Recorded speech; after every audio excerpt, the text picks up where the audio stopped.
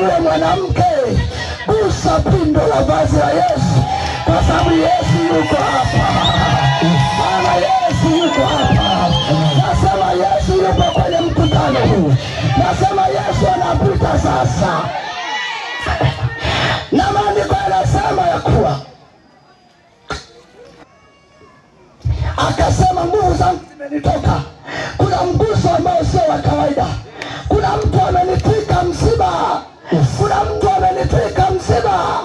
Na huo ndio mguso ambao nataka ufanye. Mtwike Yesu msiba wako, na yuko tayari kuupokea.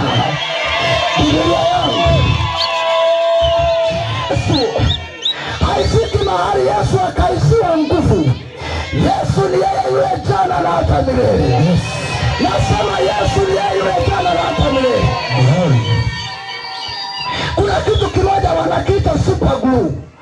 Ikikaa kwenye ubaridi ile super glue, au ukiitoa kwenye kopo lake, inapoteza nguvu, inaganda, halafu haifanyi kazi tena. Jamani, hiyo ni super glue. Yesu hata kama angewekwa kwenye barafu, hafiki mahali akapoteza nguvu. Yesu ndiye yule jana, leo na hata milele. Nguvu zake ni za milele. Watu wote kama mlivyo, mtwike fadhaa zenu zote. Yeye amejitambulisha akasema, njooni kwangu ninyi nyote wenye kuelemewa na mizigo, nami nitawapumzisha.